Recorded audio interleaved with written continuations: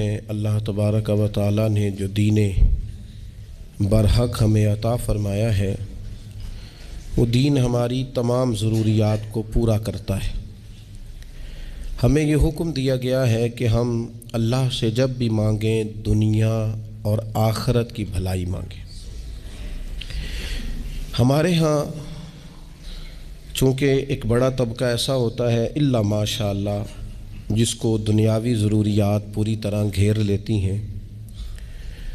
اور دنیا داری کے مسائل ذہن پر دل پر پوری طرح حاوی ہو جاتے ہیں۔ ہر وقت تصور یہی رہتا ہے کہ کسی طریقے سے میری دنیا داری مضبوط ہو جائے، میری دنیا داری مکمل ہو جائے، میرے روزمرہ کے کام پختہ ہو جائیں۔ اس کا لازمی نتیجہ یہ نکلتا ہے کہ انسان دینی کاموں کو بھی معاذ اللہ دنیا کے لیے کرنا شروع کر دیتا ہے۔ کعبۃ اللہ میں جا کر بھی، بیت اللہ شریف کا طواف کر کے بھی، حجر اسود کے بوسے کے بعد بھی، مقام ابراہیم پر نفل پڑھنے کے بعد بھی، حتیٰ کہ نبی اکرم صلی اللہ علیہ وسلم کی بارگاہ عالی مرتبت کی حاضری کے دوران بھی الا ماشاء اللہ لوگ دنیا ہی مانگتے رہتے ہیں۔ میرا فلانا کام ہو جائے، میرے بچوں کے معاملات سنور جائیں، فلاں کا مستقبل بہتر ہو جائے۔ دنیا کی خیر اللہ سے مانگنا برا نہیں، لیکن صرف دنیا ہی مانگنا اور اپنی آخرت کو فراموش کر دینا۔ اللہ فرماتے ہیں وَالْآخِرَةُ خَيْرٌ وَأَبْقَىٰ، آخرت تمہارے لیے بہتر بھی ہے اور ہمیشہ باقی رہنے والی بھی ہے۔ قرآن مجید نے سورہ بقرہ کے اندر قریش مکہ کی اس عادت کا ذکر کیا ہے۔ فرمایا جب وہ حج کرتے تو ان کا طریقہ یہ تھا کہ وَمِنَ النَّاسِ مَن يَقُولُ رَبَّنَا آتِنَا فِي الدُّنْيَا، ان میں سے کچھ لوگ یہ کہا کرتے تھے کہ یا اللہ ہمیں دنیا عطا کر دے، ہمیں دنیا دے دے۔ رب فرماتا ہے وَمَا لَهُ فِي الْآخِرَةِ مِنْ خَلَاقٍ، ان لوگوں کا آخرت میں کوئی حصہ نہیں۔ مانگی بھی ہے تو صرف دنیا، حج کر کے بھی دنیا، اللہ کے گھر جا کے بھی دنیا، شیخ کا بیعت ہو کے بھی دنیا، دینی محفل سے مراد بھی یہ، دینی اجتماعات کر کے بھی، دینی مدارس قائم کر کے بھی، خانقاہ کا مسجد کا ماحول بنا کے بھی، اس سے بھی مطالبہ فقط دنیا کا۔ ان کفار کی اس عادت کو ذکر کر کے ہمیں سمجھایا گیا کہ جو فقط دنیا مانگتا ہے اس کا آخرت میں کوئی حصہ، اور فرمایا کچھ لوگ ایسے ہیں وَمِنْهُمْ مَنْ يَقُولُ رَبَّنَا آتِنَا فِي الدُّنْيَا حَسَنَةً، اچھا انہوں نے دنیا بھی مانگی تو صرف دنیا مانگی، حسنہ نہیں مانگی۔ اور یہاں فرمایا کچھ لوگ ایسے ہیں جو رب سے کہتے ہیں یا اللہ ہمیں دنیا میں بھی بھلائی عطا فرما، دنیا بھی دے تو حسنہ دینا، وہ دنیا دینا جو ہمارے دین کو تقویت دے،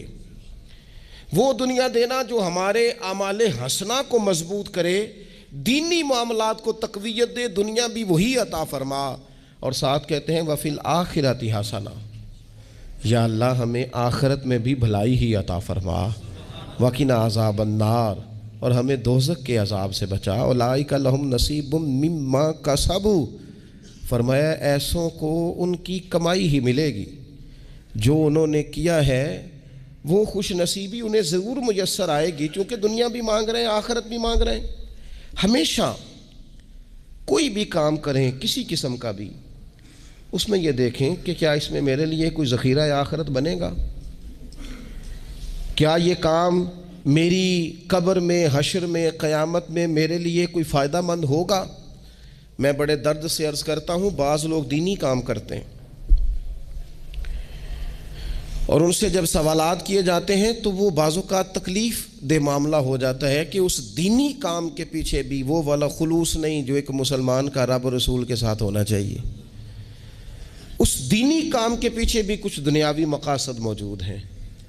تو اگر بڑی پگڑی اور بڑے جبے کے پیچھے بھی ایک دنیا دار چھپا ہوا ہو،